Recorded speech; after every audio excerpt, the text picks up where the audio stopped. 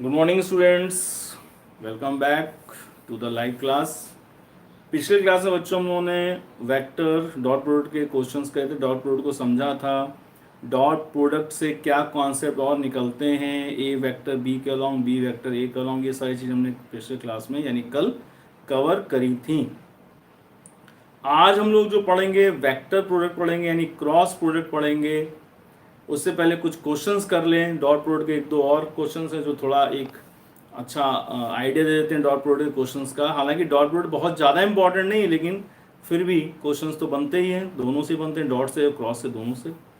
तो आपको मालूम है कि अगर कोई दो वेक्टर पैरेलल हैं तो पैरेलल के बीच में एंगल कितना होता है। तो हमें मालूम है पैरेलल के बीच में एंगल होता है 0 डिग्री, परपेंडिकुलर में एंगल होता है 90 degree.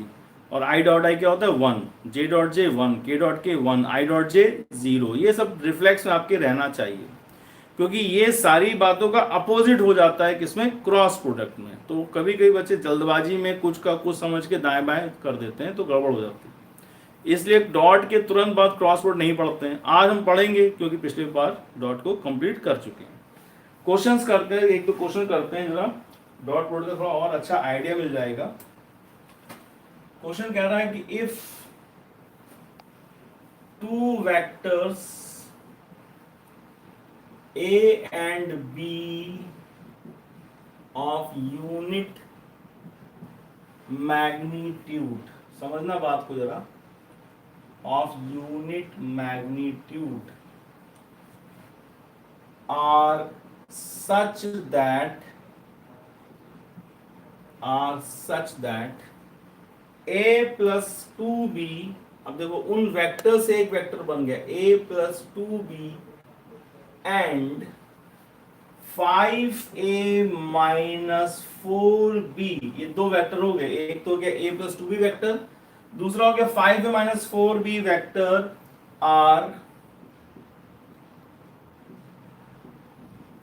Perpendicular to each other, are perpendicular to each other, then the angle between A and B is, A और B के बीच में एंगल बताओ। अगर हम यहाँ पे तीर ना लगाएं, समझ जाना तीर लगा हुआ है बेटा, ठीक है ना। तीर लगाने में टाइम बर्बाद होता है, समझ जाओ। वेक्टर बोल दिया तो बात ही थी। ए और बी के बीच का एंगल कितना है। पहला ऑप्शन दे रहा है पाई बाय 4, दूसरा ऑप्शन दे रहा है पाई बाय 3, तीसरा दे रहा है कॉस इनवर्स 1 बाय 3 और चौथा दे रहा है कॉस इनवर्स 2 बाय 7। तो पहली बात तो क्वेश्चन को कायदे से आप देख लीजिए, क्वेश्चन क्या कह रहा है ना, क्या बता रहा है। कह रहा है कि ए और बी तो दो वेक्टर्स हैं यूनिट मैग्नीट्यूड के, और a प्लस 2b और 5a minus 4b are perpendicular to each other, then the angle between a and b। तो आपको a और b के बीच का एंगल बताना है। तो क्या किया जाए, समझते हैं।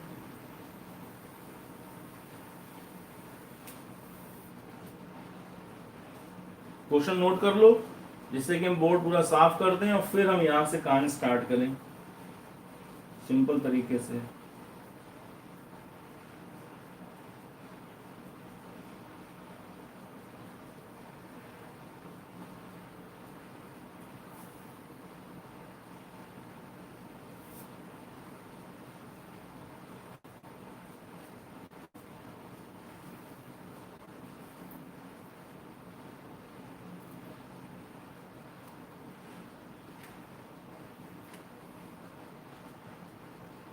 ठीक, अब समझो बच्चों क्या कहा गया है। ए और बी का मैग्नीट्यूड 1 है, लेकिन ए बी के बीच में कितना एंगल हमको मालूम नहीं। ए plus 2b, 5a minus 4b, ये दो अलग वेक्टर हैं। इसका नाम डाल दो c, इसका नाम डाल दो d, तो पता चला c और d एक दूसरे के परपेंडिकुलर हैं।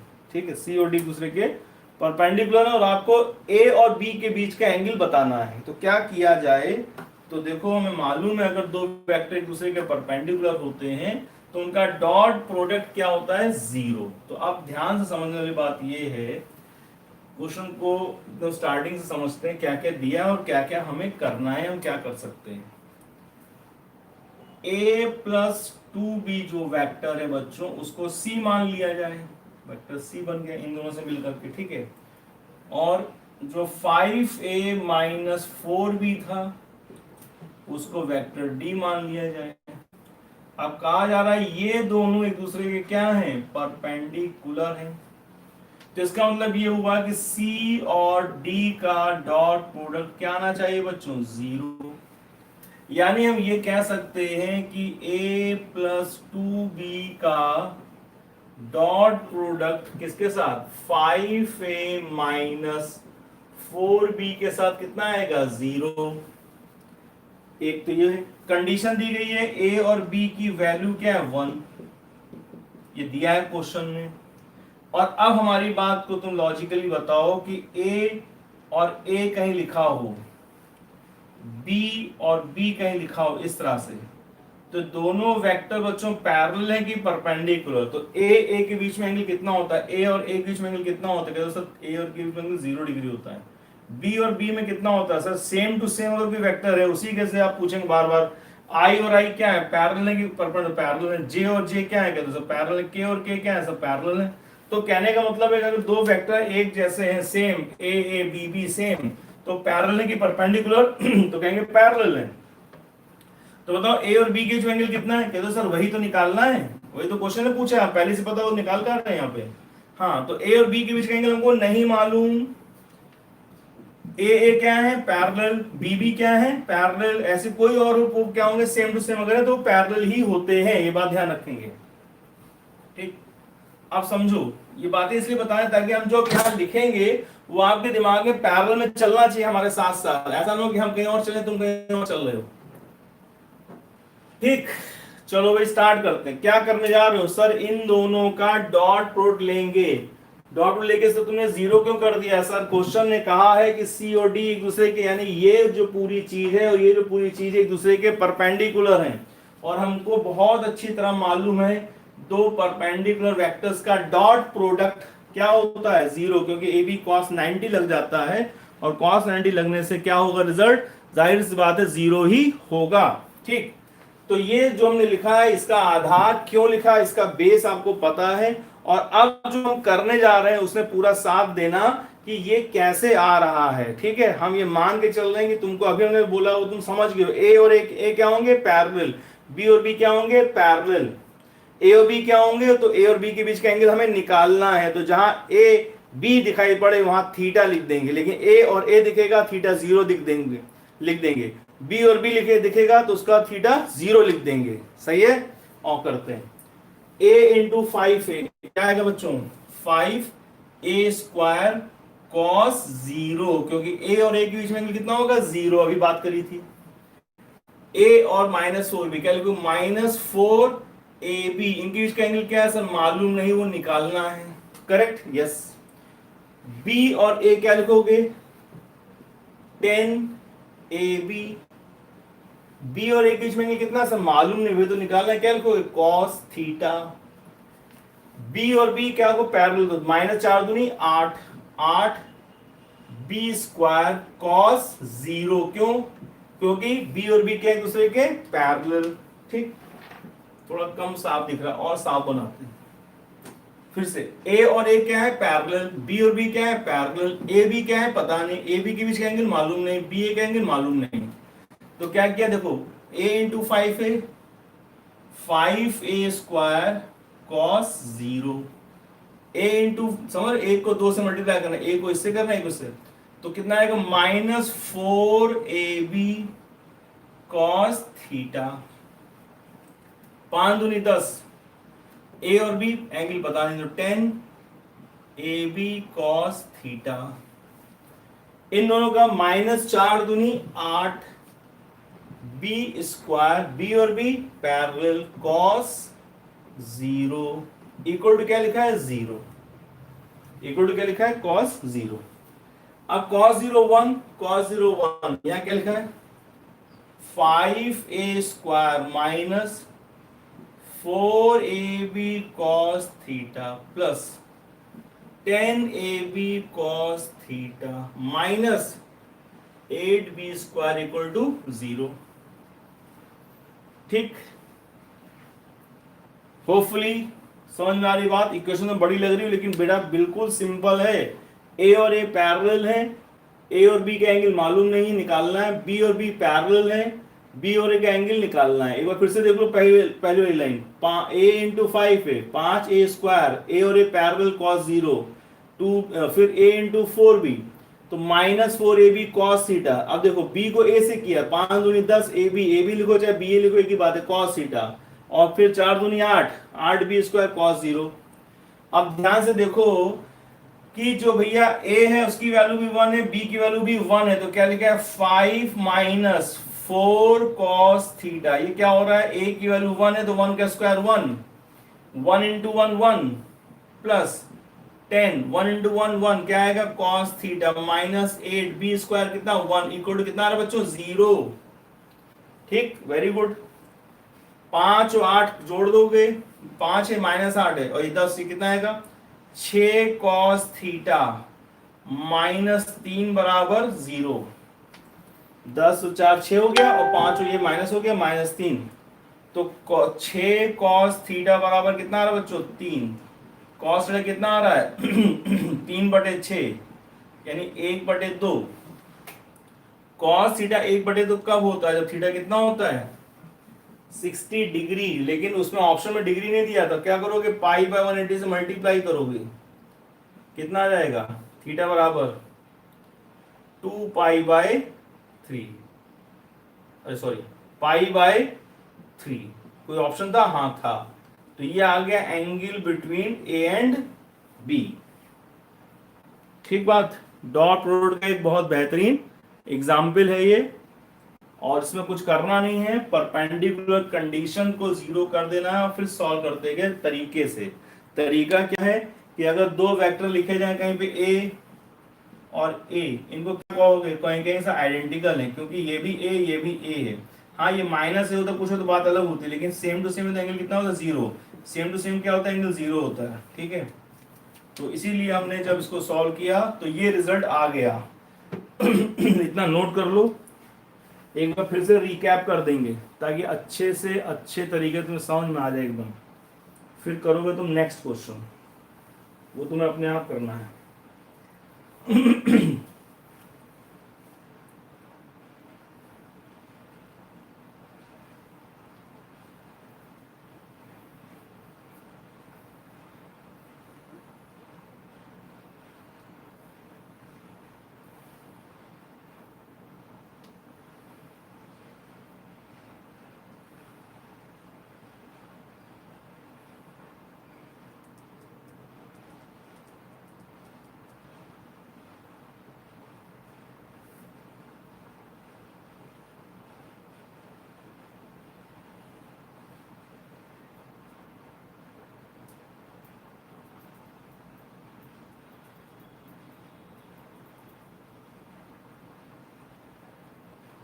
ठीक, चलो भाई नोट कर लिया होगा होपफुली।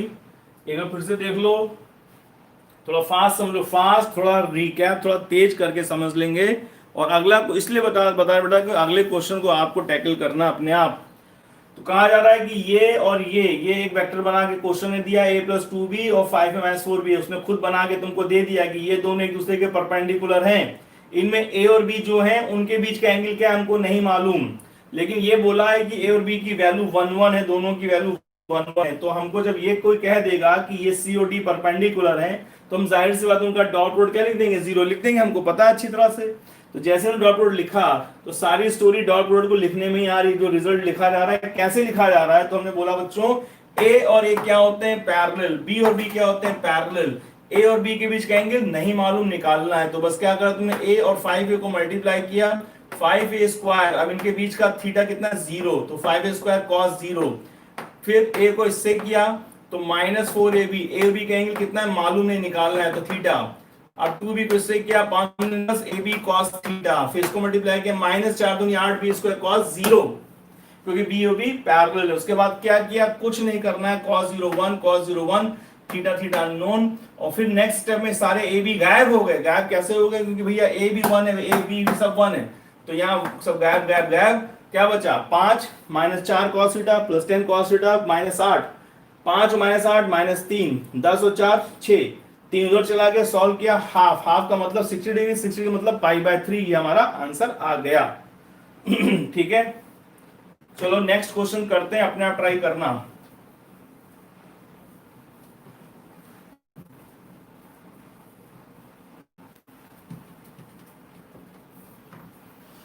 इसका आंसर आया तुम्हारा पाई/3। नेक्स्ट क्वेश्चन देखो, इफ एंगल, थोड़ा अलग तरीके से पूछ रहा है, if angle between vector A and vector B is pi/3, then what is the angle between, what is the angle between 2a and minus 3b?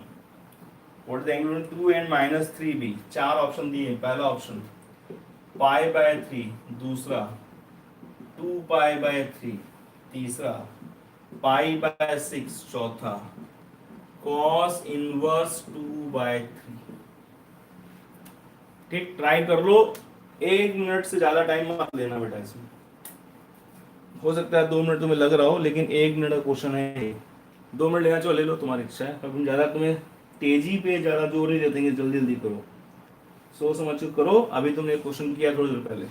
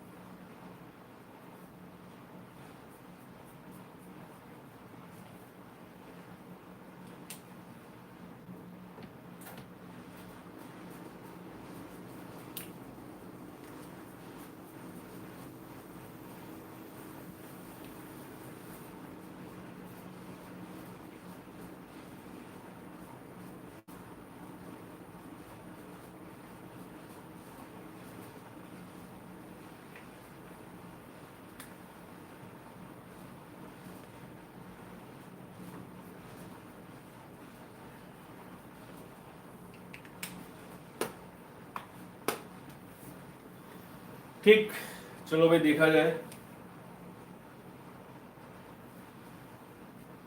तो अब देखो बच्चों, क्या हुआ कि आप ने क्वेश्चन किया इससे पहले, और उस क्वेश्चन में आप ये सोच रहे हैं कि इसमें परपेंडिकुलर तो कुछ दिया नहीं है, तो परपेंडिकुलर जब दिया नहीं तो उसमें तो आपने परपेंडिकुलर डॉट प्रोडक्ट निकाल के जीरो करके निकाल लिया था। हम यहाँ पे क्या करें, तो देखो बच्चों, समझो, एक स्टोरी समझो, थ्योरी समझो, साइकोलॉजी समझो, कि जैसे ही आपसे कोई पूछता है एंगल बिटवीन द वेक्टर्स, कोई भी वेक्टर, तो आप हमेशा सोचते हो कि let us find out the dot product, क्योंकि एंगल निकालने के लिए डॉट प्रोडक्ट फेमस हो चुके हैं कि डॉट प्रोडक्ट यूज करोगे तो एंगल मिल जाएगा। ठीक, पर थोड़ा ध्यान दो कि क्या वाकई यहाँ पे डॉट प्रोडक्ट निकालने की आवश्यकता है।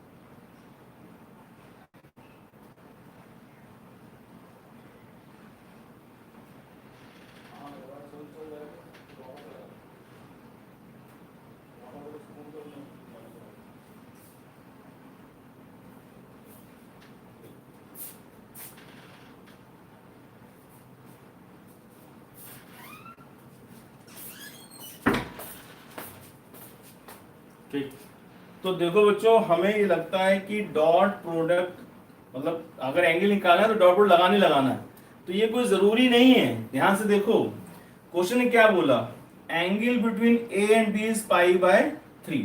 पहले से एंगल देने का क्या मतलब है, बोलो भाई क्या मतलब है। पहले से एंगल आप क्यों दे रहे हैं, इसलिए दे रहे हैं ताकि तुम्हें दिमाग में कुछ हिंट पहुंचे। तो ए और बी के बीच में एंगल बेटा पाई/3 दिया हुआ है, ये रहा पाई/3। कह रहा what is angle between 2a and -3b। तो एक बात बताओ, तुमको हमने वेक्टर के स्टार्टिंग में बताया था कि वेक्टर रिप्रेजेंटेशन क्या होता है। अब तुम्हें लगेगा सर रिप्रेजेंटेशन कौन पढ़ाता है, ये 2a कौन पढ़ाता है।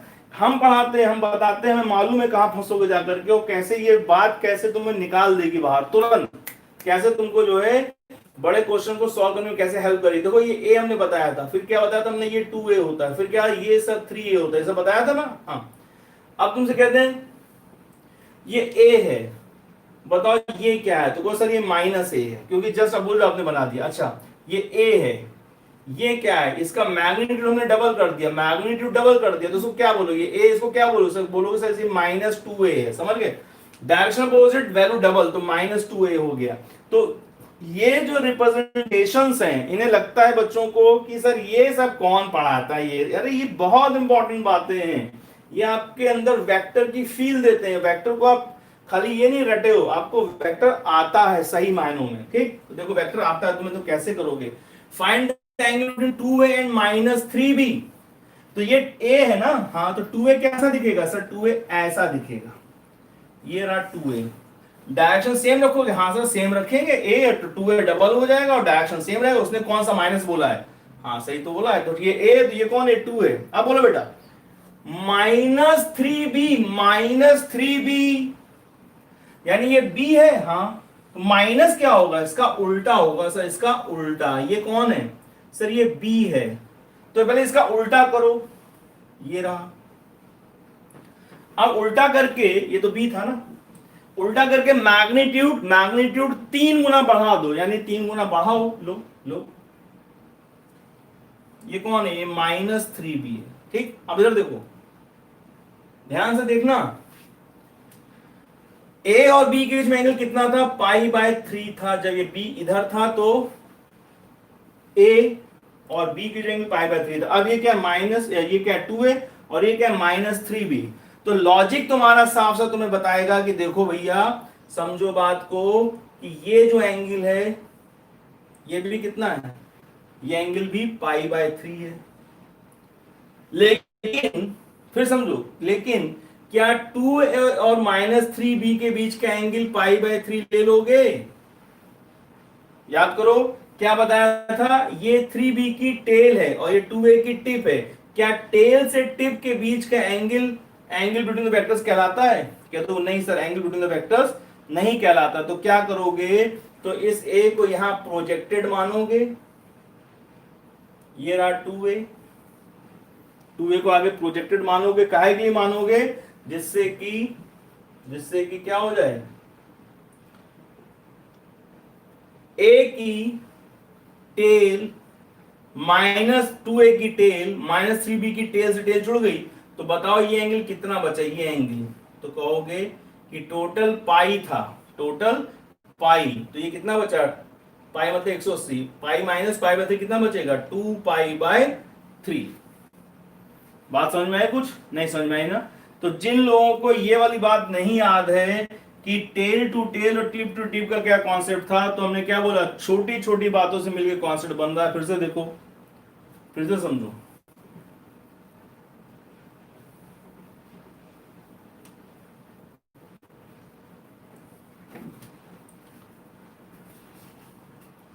ये वेक्टर a है, ये वेक्टर b है। दुनिया जहां के हर वेक्टर में दो चीजें होती हैं, एक होती है उसकी स्टार्टिंग पॉइंट से कहते हैं टेल, एक होता है एंडिंग पॉइंट से कहते हैं टिप। यहां से स्टोरी तुमको हम वापस ले आके समझाएंगे, तब क्लियर हो जाएगा। इसे कहते हैं टेल, इसे कहते हैं टिप। जब भी एंगल बिटवीन द वेक्टर्स निकालना होगा तो क्या करोगे, दो वेक्टर्स की टेल से टेल जोड़ोगे, ऐसे, इसको एंगल बिटवीन द वेक्टर्स कहोगे। अगर ऐसे जोड़ दोगे, ऐसे, ये a है, ठीक, और ये बी है, तो ए की टिप जुड़ गई, बी की टेल जुड़ गई, टिप और टेल, तो टिप और टेल के बीच के एंगल को एंगल नहीं कहते, क्या कहते हैं, टेल टू टेल के बीच के एंगल कहते हैं। जिसको आगे बढ़ा हुआ यहाँ रखोगे, तो जब बढ़ा हुआ रखोगे तो इसको एंगल बिटवीन द वेक्टर्स बोलोगे। ये बता चुके हैं पिछले क्लासेस में, कई बार बताते रहते हैं बार बार। यहाँ पे दोनों कॉन्सेप्ट एक साथ मिल रहे हैं, टेल टू टेल और ये रो, तो दोबारा बताना पड़ रहा है, क्योंकि रिवाइज अगर नहीं करोगे तो सन्नाटे में आ जाओगे। ठीक है, देखो ये वेक्टर ए है, ये वेक्टर बी है, ऐसे इससे कोई मतलब नहीं, एक सिंपल बात कह रहे हैं। ठीक, ये एंगल थीटा 1 है, ये एंगल थीटा 2 है। किस एंगल को एंगल बिटवीन द वेक्टर्स कहोगे, थीटा 1 को कि थीटा 2 को? कौन से एंगल को एंगल बिटवीन द वेक्टर बोलोगे, थीटा 1 को कि थीटा 2 को?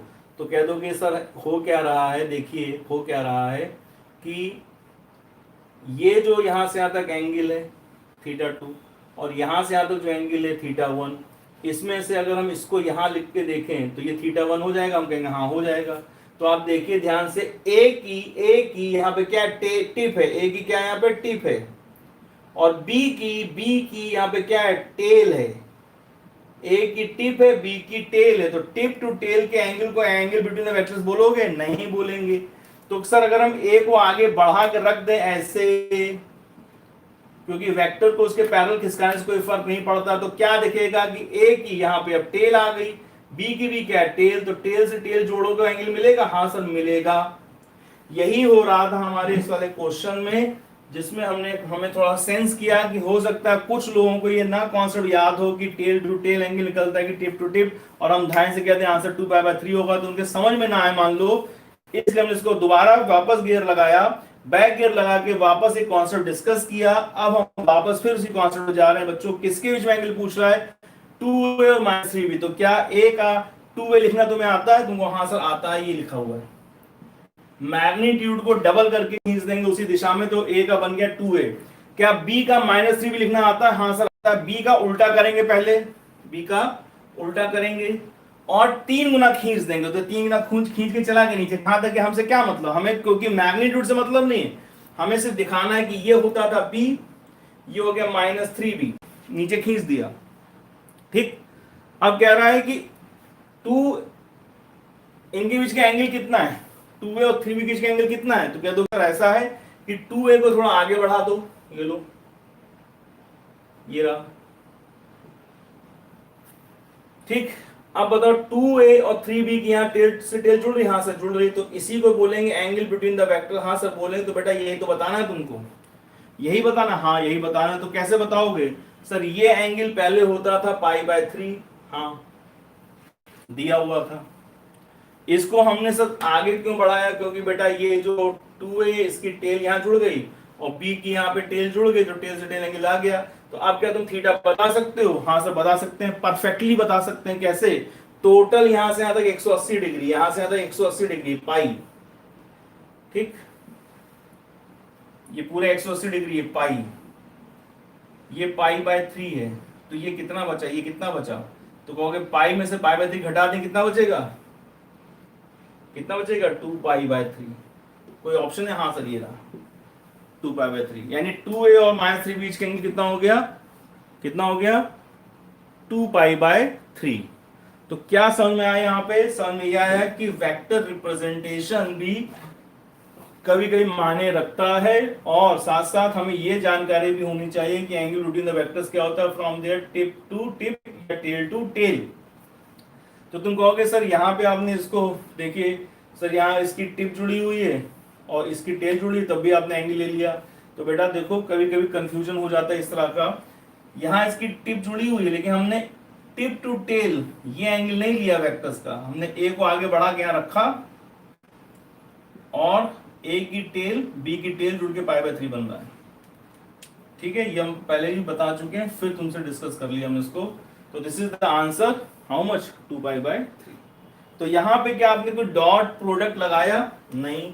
क्या कुछ और लगाया? बिल्कुल नहीं। क्या cos थीटा यूज किया? नहीं यूज किया। आंसर आ गया? हाँ बिल्कुल आ गया। तो क्या समझ में आया कि एंगल के लिए हमेशा डॉट प्रोडक्ट ही लगेगा. It is not a compulsory rule, please remember this. ठीक है, तो क्या कहें, फिर से समझ लो. ये ए है, एग्जाम में कैसे करोगे, ऐसे कर लोगे बस. ये ए है, बी है, -3b में 2a में इसको रिवर्स कर देंगे ऐसे. ठीक, इसको आगे बढ़ा हुआ मान लेंगे. तो ये एंगल हमको बताना है. तो अगर ये π/3 तो जाहिर से π/2/3 खट से आंसर लगा देंगे. तो ज्यादा कुछ करना ही नहीं होता. तो कभी कभी बच्चों ऐसा होता है कि आपको कैलकुलेशन करनी पड़ती, जैसे इससे पहले हमने करी थी. ए और ए के बीच में पैरेलल है ना. जिससे पहले क्वेश्चन किया था, इसमें आंसर cos थीटा बराबर 1/2 आ रहा था, तो उसमें करनी पड़ी. इसमें कुछ भी नहीं करना पड़ा, इसमें खाली रिप्रेजेंटेशन किया.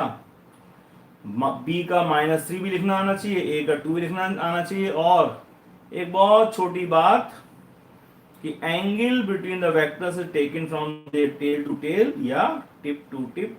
तो टेल से टेल जोड़ करके हमने उसको निकाल लिया, आंसर 2π/3 आ गया. ठीक है, तो बाकी डॉट प्रोडक्ट क्वेश्चंस आप करिएगा, समझिएगा, डाउट हो पूछ लेना. और अब हम बात करने जा रहे हैं क्रॉस प्रोडक्ट यानी वेक्टर प्रोडक्ट की another very important topic and the last topic of vector.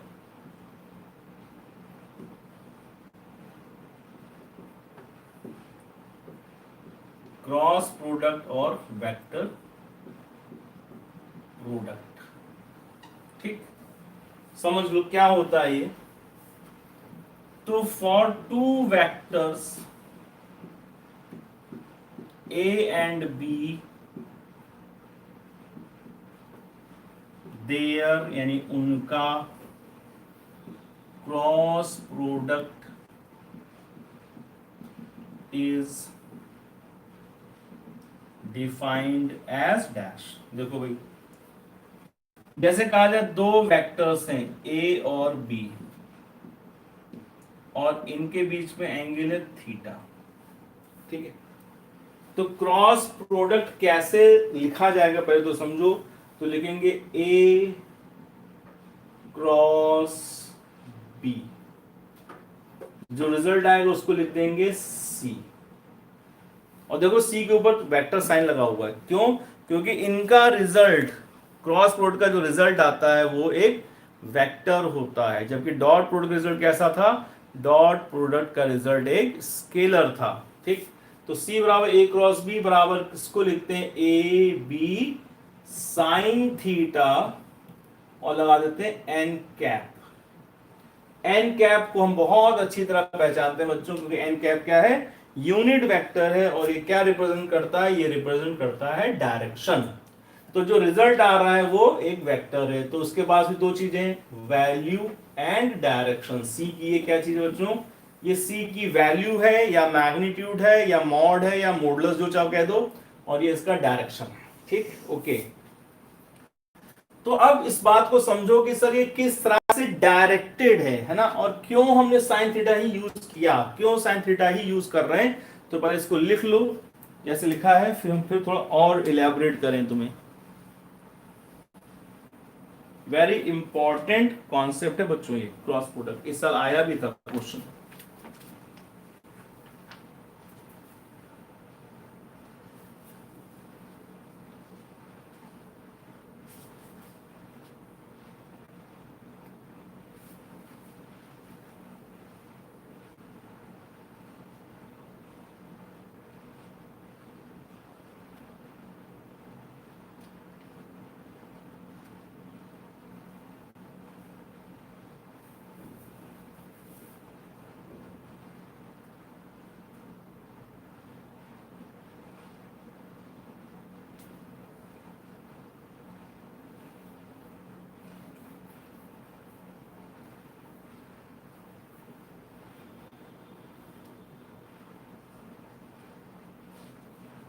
ठीक, अब ये किधर की तरफ है,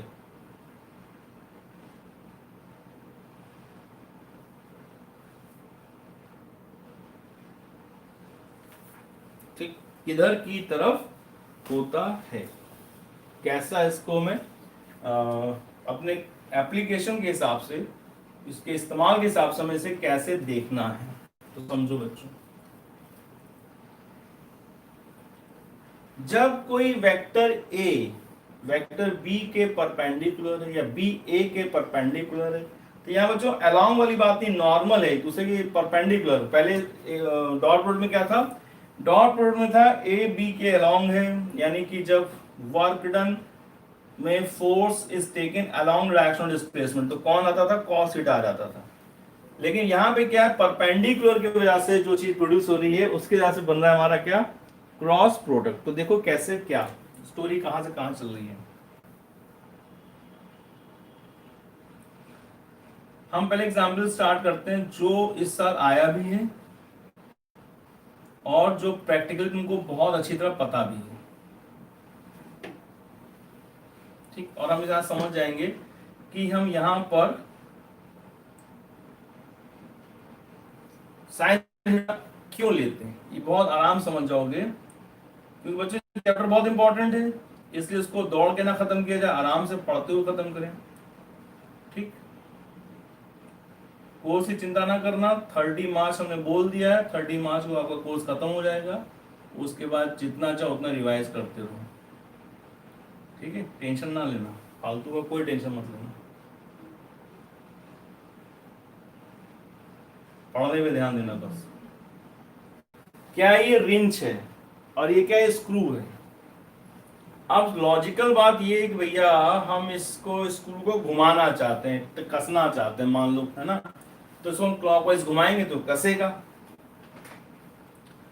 तो हमने जो फोर्स लगाया है वो एफ है, ये रहा। तो सर नहीं आपने गलत लगा दिया, फोर्स आप ऐसे लगाइए ना, ऐसे लगाइए, ऐसे ऐसे कसते जाएंगे, ये क्यों, ये क्या लगा रहे हैं। तो हमने कहा ना हम जानते हैं तुम्हारे पास जो इनबिल्ट मैथ्स है, इनबिल्ट लॉजिक है, वो ये बताएगा। इनबिल्ट का मतलब तुम चाहे कॉमर्स बैकग्राउंड के हो चाहे आर्ट्स बैकग्राउंड, तुम साइंस का एस भी नहीं जानते हो, लेकिन तुम ये जानते हो इस रेंज को घुमाने के लिए ऐसे ही तो घुमाएंगे सर, ऐसे क्या घुमाएंगे, ऐसे घुमाएंगे, तो तुमको मालूम है कैसे घुमाएंगे। लेकिन उसे हमें समझने और समझाने के लिए मैथमेटिकल फॉर्मूलों का, मैथमेटिकल फॉर्म्स का सहारा लेना पड़ता है। तो थोड़ा सा ध्यान दो बस। तुम्हारी बात भी सही है, सबकी बात सही है, लेकिन हम क्या करेंगे, हम अपने आप को जस्टिफाई करके समझ लें कि हाँ भाई ऐसा ही तो हो रहा है। तो सपोज करो बच्चों ने फोर्स एफ लगा दिया, ठीक, ये एंगल थीटा है तो ये एंगल भी थीटा है। एफ का इधर कंपोनेंट क्या बनेगा बच्चों, इधर बनेगा F cos theta. Very good. Component में तो कोई प्रॉब्लम नहीं ना किसी को, अगर हो तो व्हाट्सएप कर देना हमको। एफ साइन थीटा कहाँ बनाओगे, नीचे बनाओगे ऊपर बनाओगे, तो सर एफ साइन थीटा हमेशा नीचे बनाएं, क्योंकि एफ साइन थीटा जो होगा वो एफ कॉस थीटा के परपेंडिकुलर होगा और ऐसे होंगे दोनों कि एफ को बाउंड करेगा। अभी जो तुम कहते ऐसे ऐसे घुमाएंगे, वही बात दोबारा बताओ उनको कि बच्चों इस रिंच को, इस स्क्रू को कौन घुमा रहा है। अगर ये घूमने लगा, मान लो ऐसे घूम रहा है, तो कौन घुमा रहा है, एफ कॉस थीटा घुमा रहा है कि एफ साइन थीटा घुमा रहा है। चलो सर एफ साइन थीटा घुमा रहा है, ठीक। यहां से यहां तक बच्चों इसका डिस्टेंस है आर, ठीक, ये क्या है आर। समझना, ये सब एग्जाम्पल बुक्स में इस तरह से नहीं समझाए जाते हैं, वो तो क्लियर लिखेंगे, बराबर बताते चले जाएंगे। हम तुम्हें इसलिए बताएं क्योंकि एक बार तुमको क्रॉस प्रोडक्ट का फील मिल गया ना, तो तुम क्वेश्चन को कटाकट उड़ाते चले जाओगे। फॉर्मूला भी तुम्हें पता रहे कब कैसे कहां लगाना है, बस इतनी सी बात है, और कोई बात नहीं है हमारे पीछे कि इसको कैसे बता रहे हैं। फील अगर आपको आ गया तो you are going to fly like anything, ठीक। तो देखो एफ साइन थीटा, तो बताओ इसमें टॉर्क का फॉर्मूला, टॉर्क की परिभाषा बोलो पहले क्या होती है, तो कहोगे सर टॉर्क होता है फोर्स इनटू परपेंडिकुलर डिस्टेंस। तो यहां पे तुम्हारा फोर्स क्या लिया जाए, F sine theta into R लिया जाए, या F cos theta into R लिया जाए, या एफ इंटू आर लिया जाए। तुमको सर जाहिर सी बात है F sine theta into R लिया जाए, तो टॉर्क बराबर कितना आ गया बच्चों, perpendicular distance into F sine theta. तो क्या देख रहे हो, तुम देख रहे हो कि सर हमें ये पता चल रहा है कि अगर हमें टॉर्क निकालना है तो पोजीशन वेक्टर और एफ के बीच का साइन थीटा ही इन्वॉल्व होता है। दैट इज द रीजन कि जब भी हम कोई ए क्रॉस बी लिखते हैं वहां ए बी साइन थीटा लिखते हैं, तो ए बी साइन थीटा का रीजन क्या है कि ए को बी के क्या लिया गया है, परपेंडिकुलर लिया गया है, ठीक। अब इसी को हम ऐसे लिख देते हैं, आर क्रॉस एफ। ठीक, अब आर क्रॉस एफ लिखोगे तो यहाँ पे क्या लिखना पड़ेगा, एन कैप। क्यों? क्योंकि भाई टॉर्क क्या है, एक वेक्टर है। तो तुम में से कितने लोगों को तुरंत याद है कि टॉर्क कौन सा वेक्टर है? एनीबॉडी? तो अगर तुमने बोला एक्शियल वेक्टर तो तुमको मिलेगा वेरी गुड, और तुम अगर कंफ्यूज हो गए थे, डाउट चुप रह गए तो तुमको वेरी गुड नहीं मिलेगा। तो torque is N axial vector. तो बात आती है कि इस एन का, यानी इसकी जगह पे क्या लिखें, यानी एक्शियल वेक्टर का ये डायरेक्शन क्या होगा। ठीक है, तो इस डायग्राम को बना लो। डायरेक्शन बेटा तुमको पहले से पता है, यही पढ़ाने का मजा है इस तरह से कि आपको डायरेक्शन पहले से पता है। यानी हम यहां पे पहुंचे हैं लेकिन यहां की जानकारी हमको पहले ही मिल चुकी है कि torque is an axial vector, और every axial vector passes from passes from axis of rotation and it is always perpendicular to the plane of rotation। ठीक, और प्लेन ऑफ रोटेशन अगर परपेंडिकुलर है बच्चों तो वो आउटवर्ड होगा कि इनवर्ड? तो कहोगे सर डिपेंड करता है कि रोटेशन कैसा हो रहा है, क्लॉकवाइज की एंटी क्लॉकवाइज। तो अगर हम कहते हैं कि मान लो क्लॉकवाइज हो रहा है तो कहोगे सर कहां से क्लॉकवाइज, कहां से कसता है, और एंटी क्लॉकवाइज खुलता है। और अगर क्लॉकवाइज कसता है, कसेगा स्क्रू, अगर कसेगा भैया तो स्क्रू अंदर जाएगा कि बाहर? तो कहोगे सर स्क्रू कसते कसते अंदर ही तो जाएगा, बाहर काहे के लिए आएगा? तो कसते कसते कस गया, कसते कसते खुल नहीं गया, कसते कसते कस गया तो अंदर गया, अंदर गया तो प्लस के कि माइनस के? तो तुमको मालूम है कि बोर्ड हो चाहे कॉपी हो, हमारे लिए बोर्ड तुम्हारे लिए कॉपी, कॉपी के परपेंडिकुलर हमेशा के होता है। जब तो तुम उसको डायग्राम है तब तो सुनते रहो और डायग्राम बनाते रहो, बना चुके हो तब भी सुन लो। कॉपी के परपेंडिकुलर के होता है। अगर कॉपी के अंदर कोई चीज जा रही है, कॉपी के अंदर कोई वेक्टर जा रहा है, कॉपी के परपेंडिकुलर और अंदर जा रहा है, तो उसको बोलेंगे माइनस के। कॉपी के परपेंडिकुलर है और बाहर आ रहा है, उसको बोलेंगे प्लस के कैप। ठीक, ये जानकारी हम लोग पहले भी कई बार कर चुके हैं, तुमसे पूछ चुके हैं। एक आदमी गड्ढे में गिर गया, गिरता जा रहा है तो कहाँ जा रहा है? तो तुम कहोगे सर माइनस के कैप में जा रहा है, वगैरह वगैरह। ये हम बातें पहले समझ चुके हैं।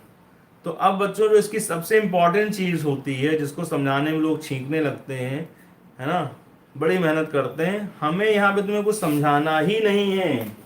देखो मजा लो, हमें यहाँ समझाने नहीं है कि एन कैप क्या है। तो तुम कहोगे कि सर क्योंकि एक्सियल वेक्टर है, टॉर्क एक्सियल वेक्टर है, तो कहां से पास करेगा? एक्सिस ऑफ रोटेशन से पास करेगा, यहां से पास करेगा। ठीक, प्लेन ऑफ रोटेशन कैसा रहेगा? तो कहोगे सर परपेंडिकुलर रहेगा।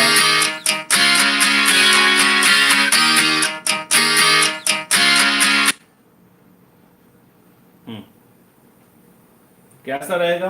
प्लेन के परपेंडिकुलर रहेगा। और अगर प्लेन के परपेंडिकुलर रहेगा तो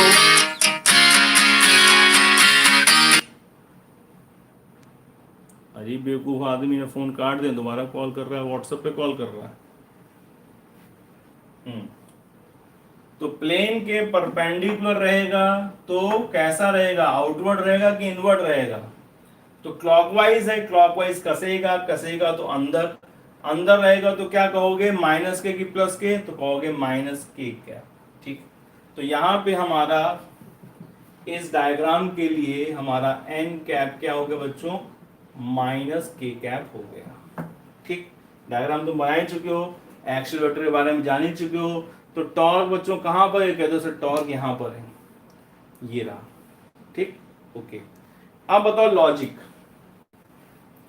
टॉर्क यहां पे ऐसा है, ये रहा अंदर। अब बेटा इसको ध्यान से देखना, हम चाहेंगे कि तुमको दिखाई पड़े, तुमको दिखाई पड़े। इसी एक डायग्राम में तुमसे 2-3 क्वेश्चन पूछ लेंगे और तुमको एकदम क्लियर हो जाएंगे, होने चाहिए। नहीं होंगे तो हमको बताना। टॉर्क ये है, ये रहा टॉर्क। अब बताओ टॉर्क में और आर में कितना एंगल है? टॉर्क में और आर में, पोजीशन वेक्टर में कितना एंगल है? आर में, तो कह दोगे सर 90 डिग्री है, ठीक 90 डिग्री है। अब ये रिंच घूमती रहेगी तब भी टॉर्क को आर में कितना एंगल ले सके, तो सर थ्रू आउट 90 डिग्री बना रहा, हमेशा 90 डिग्री बना रहा, ठीक।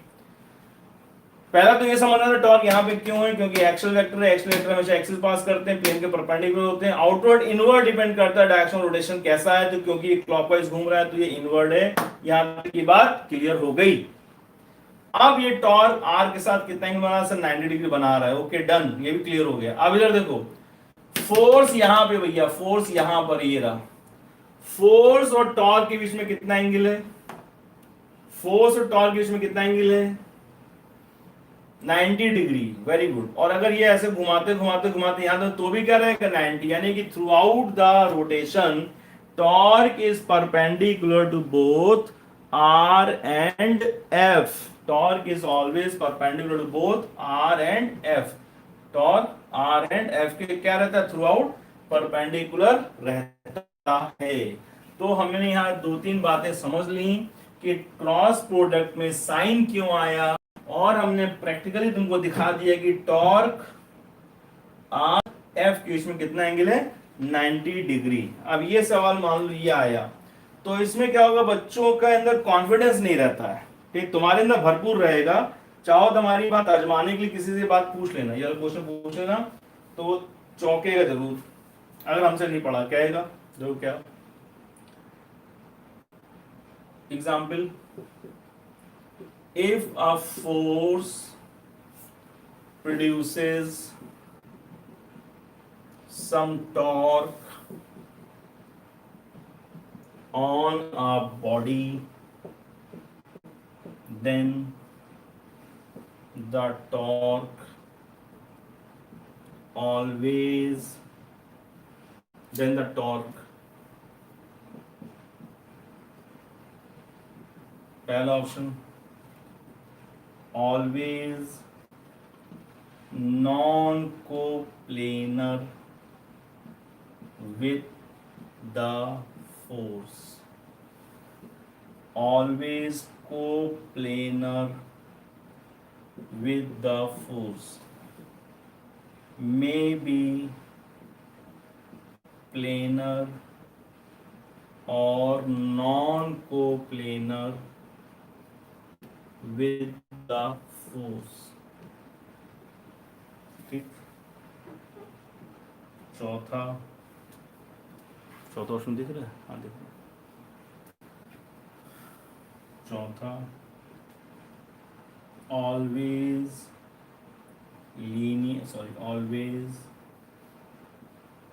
concurrent with the force। Question लिख लो, ट्राई करना चाहो ट्राई करके भी जवाब दे दो हमको, हमारे नंबर पे भेज दो, एबीसीडी में से कौन सा ऑप्शन टिक करना चाहते हो। इसमें जवाब सबका सही आएगा हमारे ख्याल से, एक दो गड़बड़ करें तो कर दें, तो कुछ कह नहीं सकते फिर तुम।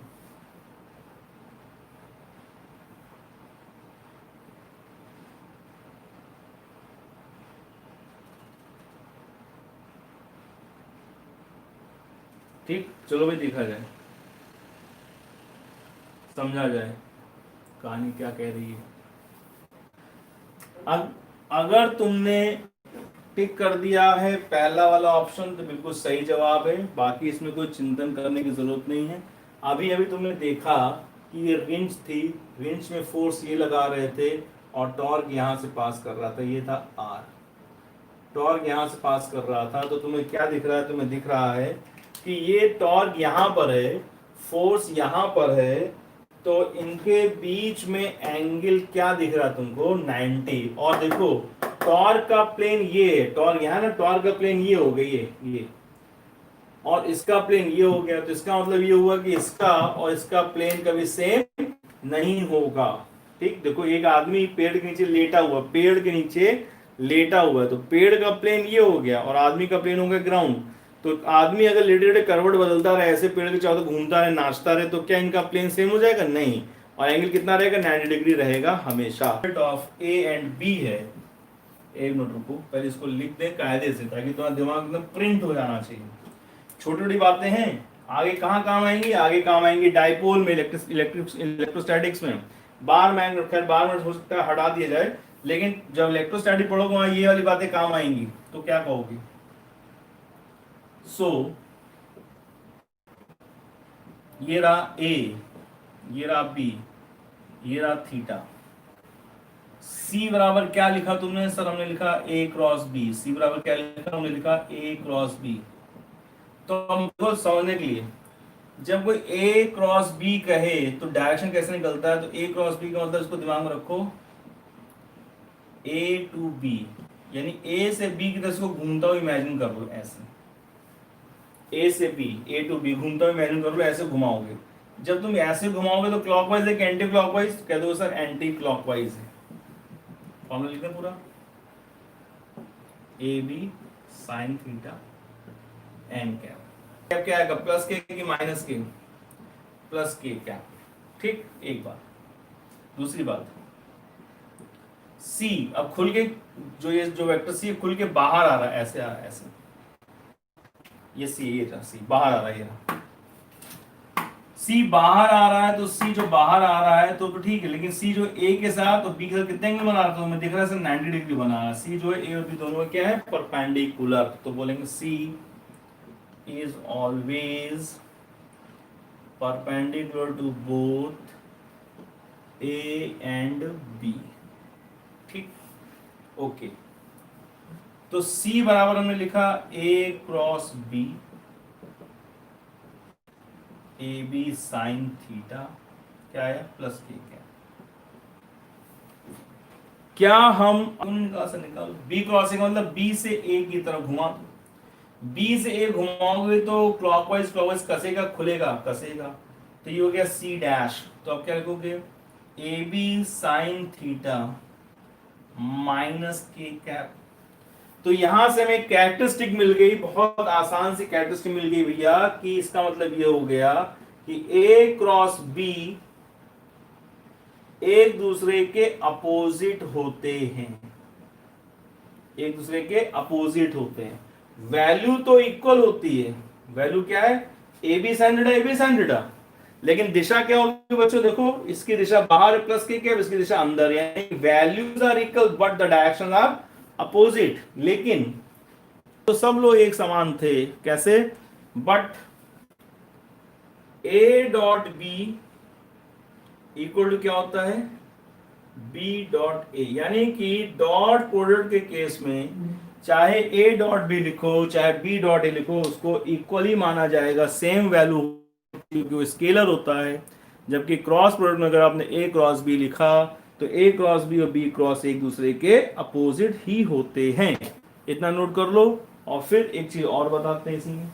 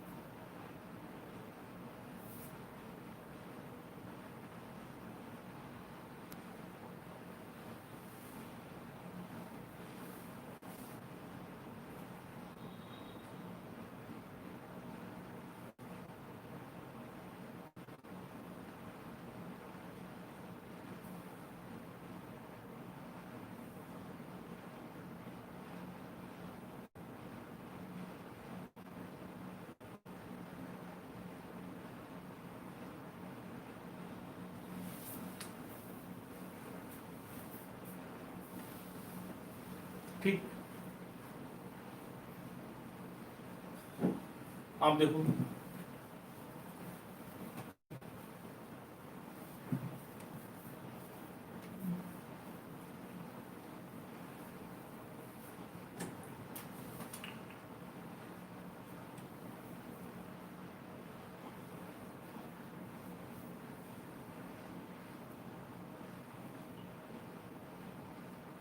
ये एक्चुअली कैसा होता है ये आपको बताने के लिए हमको ऐसे करना पड़ रहा है। प्लेन समझाने के लिए। ये एक मेज है बच्चों, ठीक, इस पे दो वेक्टर पड़े हुए हैं ऐसे, वेक्टर ए और वेक्टर बी इस मेज पे पड़े हुए, इस मेज पे पड़े हुए हैं। आपने कहा ए क्रॉस बी, ऊपर से देखो ऐसे घुमा लो, ऐसे ऐसे घुमाओगे तो एंटी क्लॉकवाइज से खुल जाएगा बाहर, खुलेगा तो ऐसे जाएगा। तो एक्चुअली बच्चों ये है सी, ये सी होता है और सी क्या है, ए क्रॉस बी। ए बी के बीच में कितना एंगल है, ए बी के बीच में एंगल है थीटा। लेकिन ध्यान से देखो अगर, तो आपको दिख रहा है कि सी और बी में कितना एंगल है, 90 डिग्री। सी और ए में कितना एंगल है, 90 डिग्री। यानी क्या दिख रहा है कि सी जो है वो ए और बी दोनों के क्या है, परपेंडिकुलर। तो इसको आप ऐसे परसीव करिए, रिसीव करिए कि ये ए और बी है, ये ए और बी, ठीक, ये मेज से पड़े हुए हैं, ऐसे ऐसे पड़े दिख रहे हैं। अब वेक्टर सी कहाँ है, वेक्टर सी ये रहा, ये रहा, ये रिप्रेजेंटेशन बच्चों ये। अब ए और बी के बीच में एंगल कुछ भी हो सकता है, 60 डिग्री, 30 डिग्री, 45 डिग्री, कुछ भी हो सकता है। लेकिन ये जो सी है, ये सी, सी फॉर सयाना, ये सयाना हमेशा क्या है, इन दोनों के परपेंडिकुलर रहता है हमेशा। इनके बीच में कुछ भी एंगल कर दो, कम कर दो, ज्यादा कर दो, ज्यादा कर दो, कम कर दो, लेकिन जो ये है सी, ये हमेशा क्या रहेगा, इसके और इसके क्या रहेगा, परपेंडिकुलर। तो C is perpendicular to both A and B, चाहे ए बी के बीच में कुछ भी एंगल रहे। इस वजह से बच्चों हम कह रहे थे कि देखो इनका प्लेन सेम है, इनका प्लेन सेम है, लेकिन सी का प्लेन इनसे क्या है, डिफरेंट। तो जो हमने पहला ऑप्शन टिक करवाया था इससे थोड़े पहले क्वेश्चन, थ्योरेटिकल वाले क्वेश्चन में, कि सी यानी कि जो टॉर्क है, अगर एग्जाम्पल ले लें आर क्रॉस एफ का, तो जो सी है उसका प्लेन इन दोनों के प्लेन से अलग है। तो अलग को क्या कहते हैं, कोप्लेनर कि नॉन कोप्लेनर? तो हाँ, क्या कहते हैं, नॉन कोप्लेनर वेक्टर कहते हैं। तो जब C is always, vector C is always non-coplanar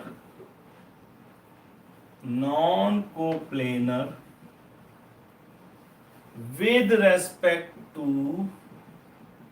vector A and vector B। ये बाद में हम याद रखेंगे क्योंकि परपेंडिकुलर तो बोल ही दिया, अब साथ से ये भी याद रखेंगे दोनों के हिसाब से कैसा रहता है, ये नॉन कोप्लेनर रहता है, ठीक।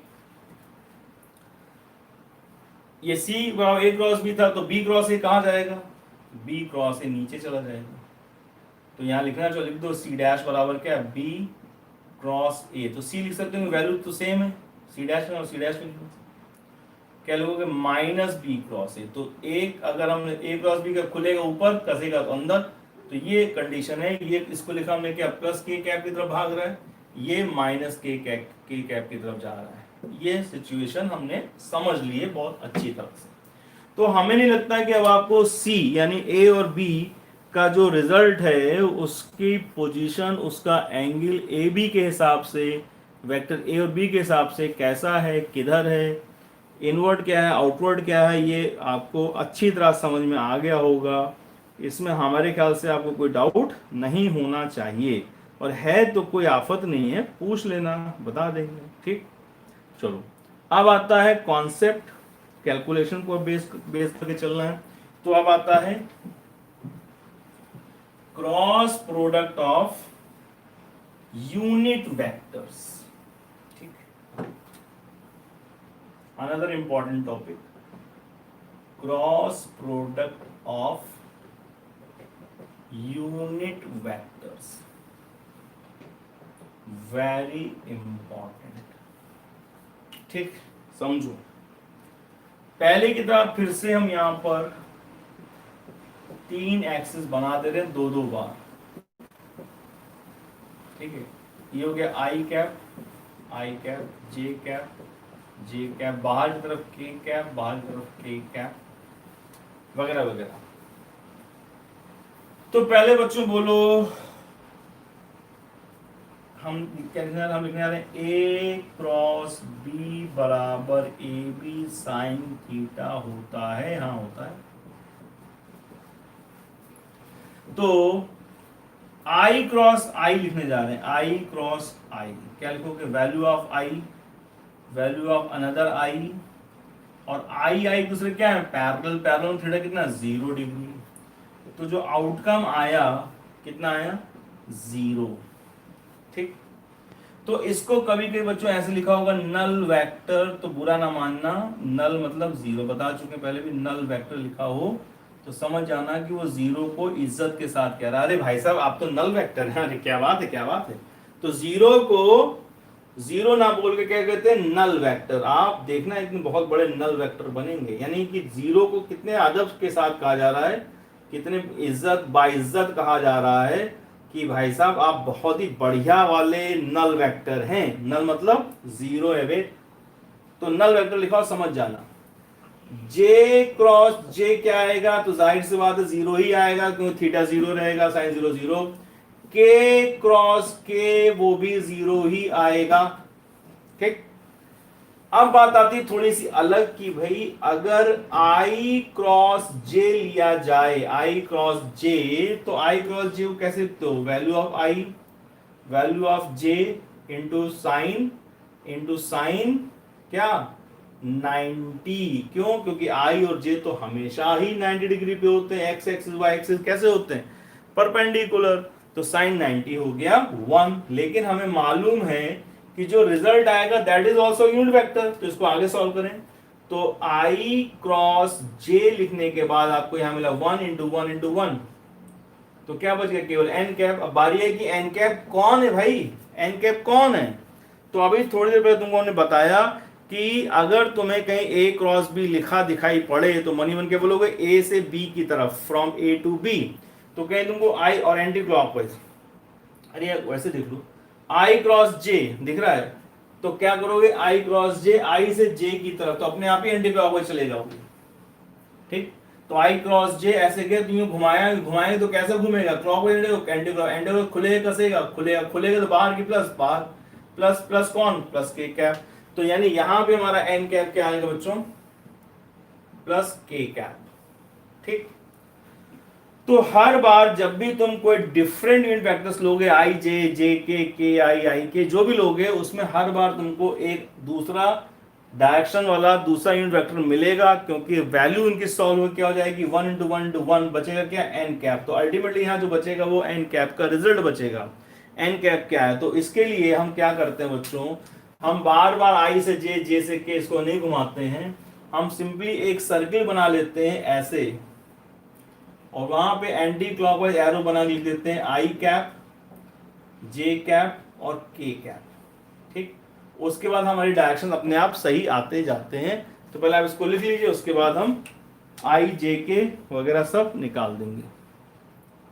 इसको नोट कर लो एज इट इज जैसे लिखा हुआ है।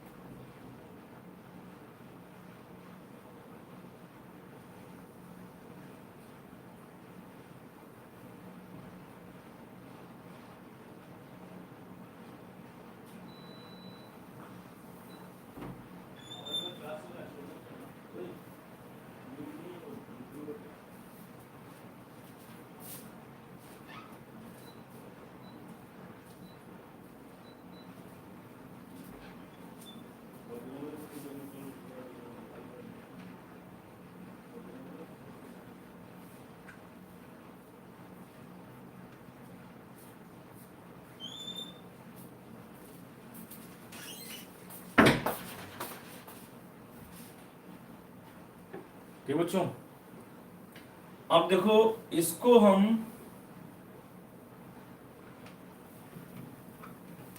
कैसे लिख सकते हैं, इसको लिख सकते हैं ऐसे, एक गोला बनाया, एंटी क्लॉकवाइज आई जे के लिख दिए, पहले 3 वो नाम डाल दें कि क्या होगा, same to same I cross I 0 आएगा, जे क्रॉस जे 0 आएगा, के क्रॉस के 0 आएगा, ये बात खत्म। अब इधर देखो 6 संभावना हो जाती है, 6 पॉसिबिलिटीज और है। कैसे भाई, आई क्रॉस जे करो, आई क्रॉस जे क्या आएगा, के, आई क्रॉस जे क्या आएगा, के, लेकिन जे क्रॉस आई करोगे तो जाहिर सी बात है जे क्रॉस आई में आप उल्टा चल रहे हो ना, उल्टा चलोगे तो क्या लिख दोगे, minus K cap, A cross B, B cross A cross B plus है तो बी क्रॉस है, माइनस है, अभी हमने बात करी थी। अब जे क्रॉस के कर दो, जे क्रॉस के सामने क्या दिख रहा है, आई, तो बोल दो आई। अब उल्टा कर दो, के क्रॉस जे, उल्टा, तो भाई जाहिर सी बात है के क्रॉस जे कर दोगे तो माइनस आई हो जाएगा, के क्रॉस जे कर दोगे माइनस आई आ जाएगा। ठीक, के क्रॉस आई कर लो, के क्रॉस आई, के क्रॉस आई करोगे सामने क्या लिखा हुआ, जे, कैसा, प्लस। अब उल्टा करो, आई क्रॉस के करो, आई क्रॉस के करो तो क्या आएगा, आई क्रॉस के करो तो क्या आएगा, माइनस जे। तो इस तरह से आपने क्या किया, क्लॉकवाइज घुमाएंगे, आई क्रॉस जे करेंगे तो खुलेगा के। तो ये एक एंटी क्लॉकवाइज सर्कल से हमारे सारे रिजल्ट डायरेक्ट आ जाते हैं, वरना आपको बार बार एक्स वाई जेड पर जा करके ऐसे घुमा के देखना पड़ेगा, फिर ऐसे घुमा के देखना पड़ेगा, तो वो सब ज्यादा टाइम लग जाएगा। इसलिए एंटी क्लॉकवाइज सर्कल बना करके इस तरह से रिजल्ट निकाल लेते हैं। ठीक, ओके। अब आती है बात कैलकुलेशंस की, कैलकुलेशन कैसे करनी है इसकी। तो कैलकुलेशन में बच्चों इसके एग्जाम्पल्स हैं, जैसे टॉर्क जो हमने अभी थोड़ी देर पहले पढ़ा, फिर हम पढ़ेंगे इसमें एंगुलर मोमेंटम, फिर इसमें पढ़ेंगे एंगुलर वेलोसिटी, फिर इसमें टॉर्क, इसमें जो आगे आपको पढ़ने हैं मैग्नेटिक फील्ड में फोर्स पे, चार्ज पार्टिकल पे फोर्स लगता है, F बराबर V Q cross B, Q bar V cross B. ठीक, तो ये और आगे फिर और एग्जांपल आएंगे आपके torque on electric dipole P cross E. तो इस तरह से बहुत सारे अलग अलग जगहों पे टॉर्क का या फोर्स का या एंगुलर मोमेंटम का आप यूज देखेंगे, और वो सारे एग्जांपल हैं किसके, क्रॉस प्रोडक्ट के, यानी वेक्टर प्रोडक्ट के। तो लेट्स सी एग्जांपल्स।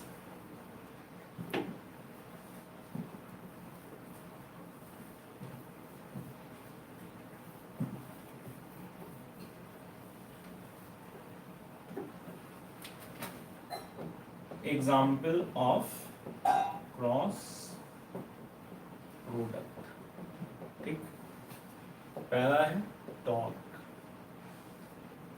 सबसे फेमस सबसे common example R cross F, इसको आर एफ साइन थीटा या एफ आर साइन थीटा भी कह सकते हो, एन कैप। और एन कैप के बारे में आपको मालूम है ये क्या है, ये एक्सियल वेक्टर है, तो प्लेन के परपेंडिकुलर वगैरह वगैरह। दूसरा बच्चों एंगुलर मोमेंटम, एंगुलर मोमेंटम का सिंबल है L, capital L.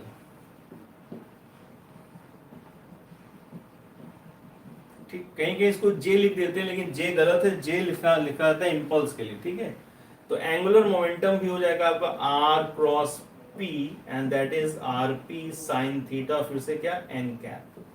Angular momentum बहुत डिटेल में आपको रोटेशनल डायरेक्स में मिलेगा। अभी तो हमें मालूम है कि अगर कहीं पे कोई पार्टिकल किसी एक्सिस के चारों तरफ घूम रहा है अपनी एम मास v वेलोसिटी से, तो इसके लीनियर मोमेंटम को अगर आप इसके परपेंडिकुलर डिस्टेंस से मल्टीप्लाई करते हैं तो क्या बन जाएगा, एंगुलर मोमेंटम, mvr। ये आगे पढ़ेंगे, अभी खाली एग्जांपल के तौर पे इनको देख रहे हैं। फिर आपने पढ़ा है सर्कुलर मोशन में ओमेगा बराबर v बाय r, पढ़ा है ना बेटा, ओमेगा बराबर v बाय r।